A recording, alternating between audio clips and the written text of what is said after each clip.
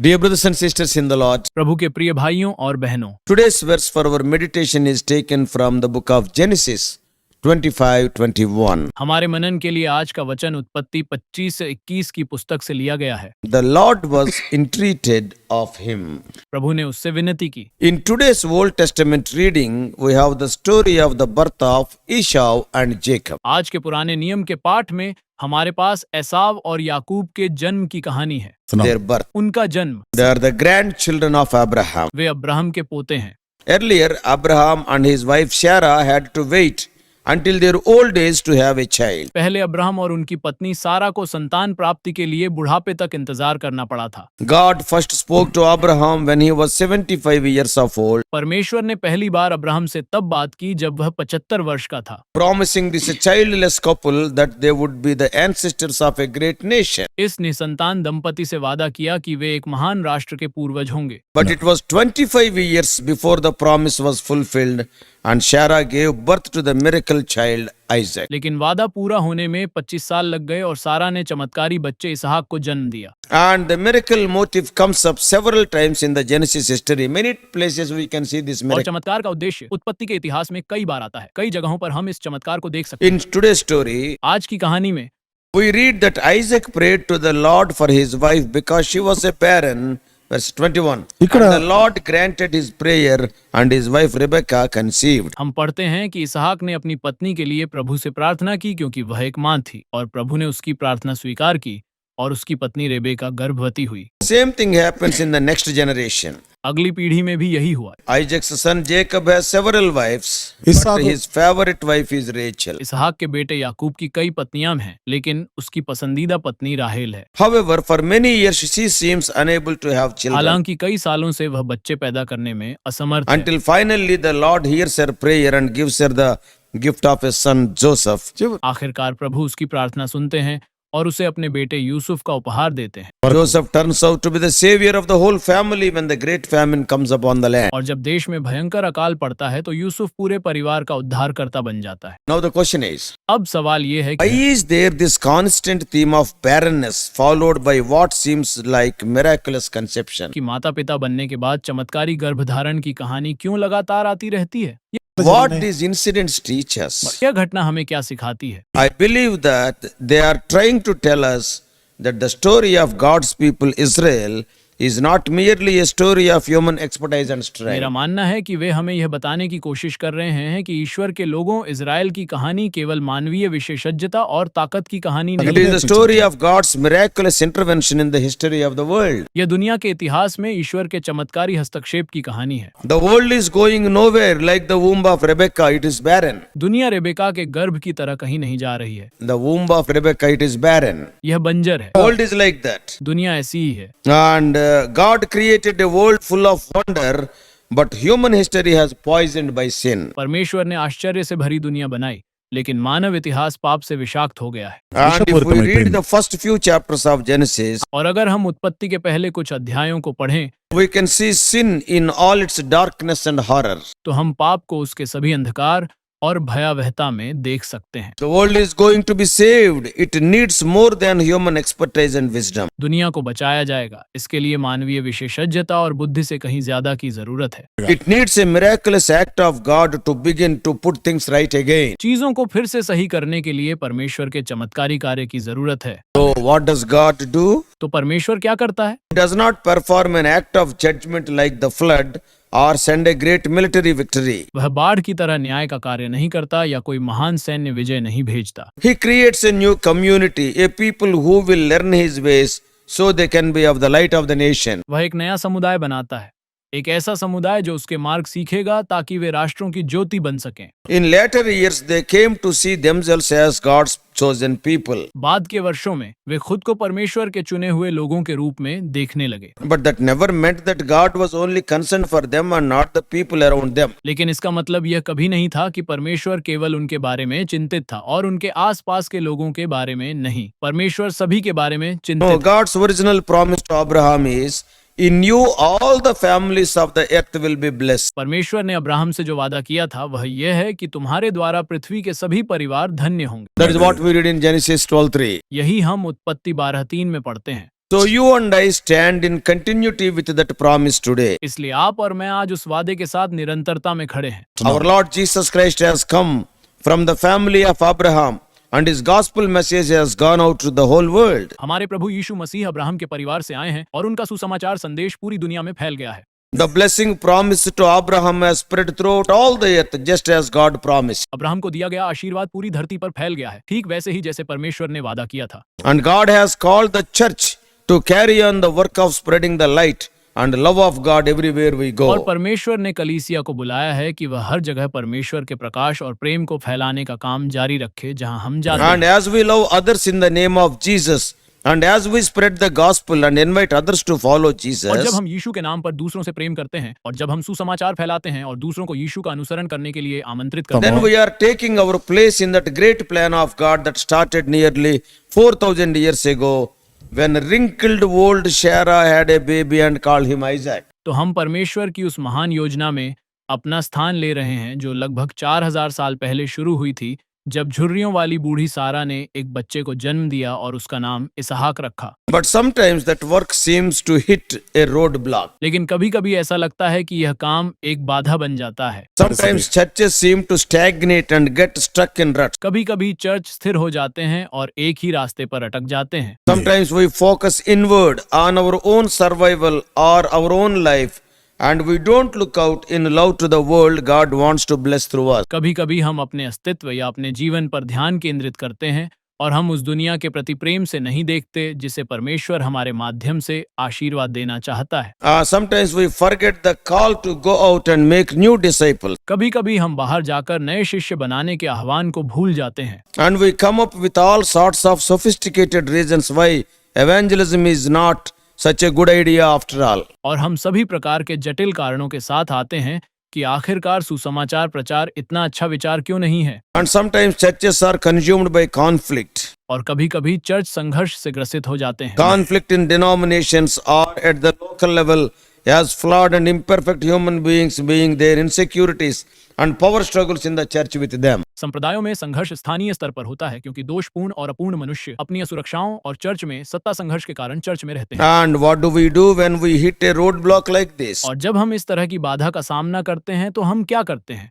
Oftentimes what happens is that the leaders lead and the managers manage and the visionaries share their visions and it goes on like that. अक्सर ऐसा होता है कि नेता नेतृत्व करते हैं और प्रबंधक प्रबंधन करते हैं और दूरदर्शी अपने दृष्टिकोण साझा करते हैं और यह इसी तरह चलता रहता है। Unfortunately, दुर्भाग्य से though we sometimes forget what Isaac did when he and his wife Rebecca ran into the roadblock of childlessness. हम कभी-कभी भूल जाते हैं कि इसहाक ने क्या किया था जब वह और उसकी पत्नी रिबका संतानहीनता से पीड़ित थे। See, we forget what they did. हम भूल जाते हैं कि उन्होंने क्या किया था। Genesis tells us simply, में हमें सरलता से बताया गया है। 25-21, उत्पत्ति 25-21 Isaac prayed to Yahweh for his wife because she was barren. कि इसहाक ने यहोवा से अपनी पत्नी के लिए प्रार्थना की क्योंकि वह बांझ थी। And this story is told in a very simple and straightforward way. और यह कहानी बहुत ही सरल और सीधे तरीके से कही गई है। It does not say that Isaac went through a complicated liturgy, offering 1,000 rams and 1,000 lambs to sacrifice to God, like some of the later Israelite kings. इसमें यह नहीं कहा गया है कि इसहाक ने बाद के कुछ इस्राएली राजाओं की तरह परमेश्वर को बलि चढ़ाने के लिए 1000 मेढ़े और 1000 मेमने चढ़ाने के लिए So he has not done such a great thing. उसने कोई ऐसा महान काम नहीं किया। Sounds more like a child coming to her mom and saying, यह सुनने में ऐसा लगता है जैसे कोई बच्चा अपनी माँ के पास आकर in a simple way, सीधे साधे ढंग से कह रहा हो Mom, can I have a piece of cake? कि माँ क्या मैं केक का एक टुकड़ा ले सकता And हूँ? mom replies, और माँ जवाब देती of है course you can. I will get one for you right now. कि हाँ मैं अभी तुम्हारे लिए एक केक लेकर आती हूँ। Prayer is not so simple. प्रार्थना इतनी सरल नहीं है। So, but note this prayer was not answered quickly. लेकिन ध्यान दें इस प्रार्थना का उत्तर तुरंत नहीं मिला। Verse 20 tells us that Isaac was 40 when he married Rebekah. पद 20 हमें बताता है कि इसहाक की उम्र 40 साल थी जब उसने रिबका से शादी की। Rebekah's age is not mentioned. रिबका की उम्र का उल्लेख नहीं किया But गया, in verse 26, लेकिन पद 26 he was 60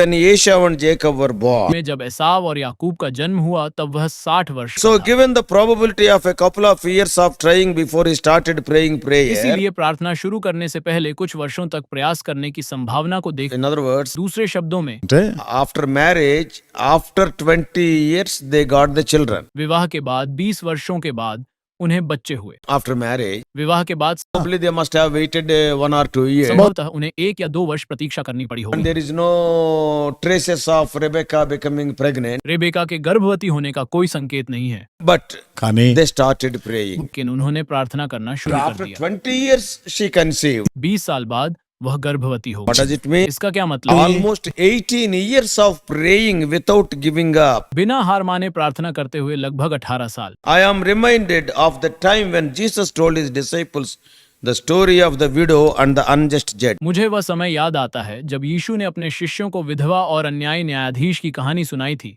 Luke says in the parable, it was about their need to pray always, not to lose heart. 18:1 of Luke. लू का दृष्टांत में कहता है कि यह हमेशा प्रार्थना करने की जरूरत के बारे में था ताकि हिम्मत न हारे। This is what Isaac did. इसहाक ने यही किया। Almost 18 years he prayed. लगभग 18 साल तक उसने प्रार्थना की। I need to point out that Isaac was not exactly the spiritual superstar, मुझे यह बताना होगा कि इसहाक वास्तव में आध्यात्मिक सुपरस्टार नहीं था, but he comes across in the book of Genesis as a quiet man who is easily manipulated by his clever wife. लेकिन उत्पत्ति की पुस्तक में वह एक शांत व्यक्ति के रूप में सामने आता है जिसे उसकी चतुर पत्नी आसानी से अपने बहकावे में ले लेती है।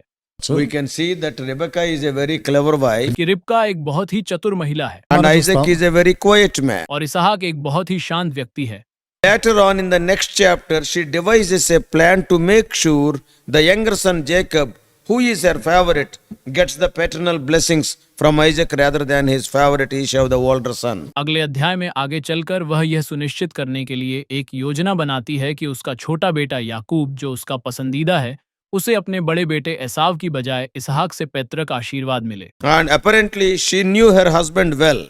और जाहिर है कि वह अपने पति को अच्छी तरह जानती थी। She knew how to mold him to do what she wanted. वह जानती थी कि उसे अपनी इच्छानुसार काम करने के लिए कैसे ढालना है। So in the next chapter we find Isaac doing exactly what his father Abraham has done. अगले अध्याय में हम देखते हैं कि इसहाक ने ठीक वही किया जो उसके पिता अब्राहम ने किया था।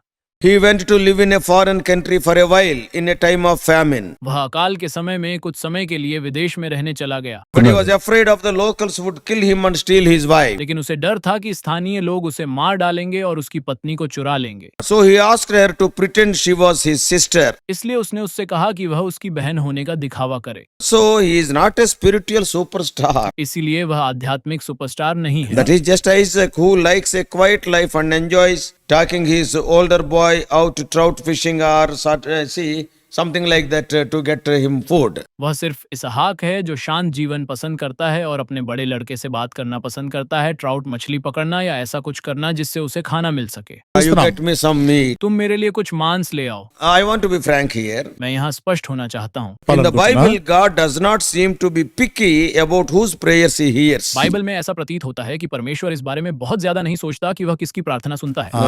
See what he hears. He is not choosy. वह नखरेबाज नहीं है, So he will not be choosy. I will hear his prayer. I will not hear his prayer. He will not say. इसलिए वह नखरेबाज नहीं होगा। मैं उसकी प्रार्थना सुनूंगा, मैं उसकी प्रार्थना नहीं Let सुनूंगा। us remember some of the people whose prayers got answers in the Bible. आइए हम उन लोगों को याद करें जिनकी प्रार्थनाओं का उत्तर बाइबल में मिलता Yeah, there है। is Moses. He was a murderer. मूसा ही है, वह एक हत्यारा था। There was a David who committed adultery. एक दाऊद था जिसने व्यभिचार किया था। The Solomon king who apparently had 700 wives. एक सुलेमान राजा था जिसकी 700 पत्नियां थीं। Paul is there before his conversion, worked hard to stamp out the church by having Christians arrested and Paul ने executed. अपने धर्म परिवर्तन से पहले ही चर्च को खत्म करने के लिए कड़ी मेहनत की थी, ईसाइयों को गिरफ्तार करके उन्हें मार डाला So था। please don't think you have to be some kind of spiritual hero before you can pray. इसलिए कृपया यह न सोचें कि प्रार्थना करने से पहले आपको किसी तरह का आध्यात्मिक नायक बनना होगा। If your prayers are should be answered, you need not be a great man. अगर आपकी प्रार्थनाओं का उत्तर पाना है तो आपको महान व्यक्ति होने की आवश्यकता नहीं है। Prayers of the Bible are not the prayers of spiritual heroes. Bible की प्रार्थनाएं आध्यात्मिक नायकों की प्रार्थनाएं नहीं हैं। They are the prayers of ordinary human beings like us. वे हमारे जैसे साधारण मनुष्यों की प्रार्थनाएं हैं। Some of them are not, definitely they are not nice people. उनमें से कुछ निश्चित रूप से अच्छे लोग नहीं हैं। If God only heard the prayers of spiritual heroes, then no one's prayers would be ever heard. अगर परमेश्वर सिर्फ आध्यात्मिक नायकों की प्रार्थना सुनते तो किसी की प्रार्थना कभी नहीं सुनी जाती। No spiritual man is there, no prayer will go there. कोई आध्यात्मिक व्यक्ति वहां नहीं है, कोई प्रार्थना वहां नहीं जाएगी। So here are the people of God, the little family of Isaac and Rebekah. तो यहाँ परमेश्वर के लोग हैं, इसहाक और रिबका का छोटा परिवार। They believe God has called them to be part of the family line of His chosen people. उनका मानना है कि परमेश्वर ने उन्हें अपने चुने हुए लोगों की पारिवारिक वंशावली का हिस्सा बनने के लिए बुलाया। And see, God will meet all their needs. They believe. परमेश्वर उनकी सारी जरूरतें पूरी करेंगे। उन्होंने विश्वास They किया, prayed. उन्होंने प्रार्थना की। Let me ask you, do we do that? अब मैं आपसे पूछता हूँ, क्या हम ऐसा करते हैं? What is the place of prayer in our life as a congregation? एक मंडली के रूप में हमारे जीवन में प्रार्थना का क्या स्थान When है? we read the stories of the early church, जब हम शुरुआती चर्च की कहानियां पढ़ते हैं it seems as if prayer was at the center of everything they did.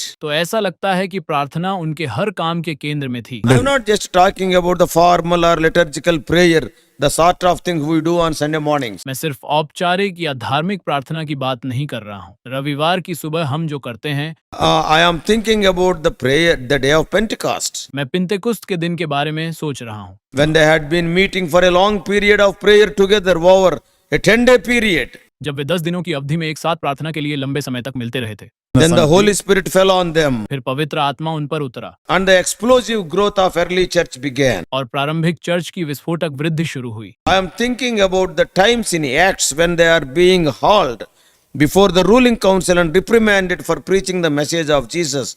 Yeah, sometimes they whipped as well. मैं प्रेरितों के काम में उन समयों के बारे में सोच रहा हूँ जब उन्हें शासक परिषद के सामने घसीटा जा रहा था और यीशु के संदेश का प्रचार करने के लिए कभी-कभी वे कोड़े भी मारते थे। So the first response when they got home afterwards, what they did? जब वे घर पहुंचे तो उनकी पहली प्रतिक्रिया क्या थी? Prayed together. उन्होंने साथ मिलकर प्रार्थना की। Thinking about Acts 13, मैं प्रेरितों के काम 13 के बारे में सोच रहा हूँ। beginning of a new chapter in the life of the early church. प्रारंभिक चर्च के जीवन में एक नए अध्याय की शुरुआत। When Paul and Barnabas went out, they were sent out from Antioch to spread the gospel in what is now Turkey.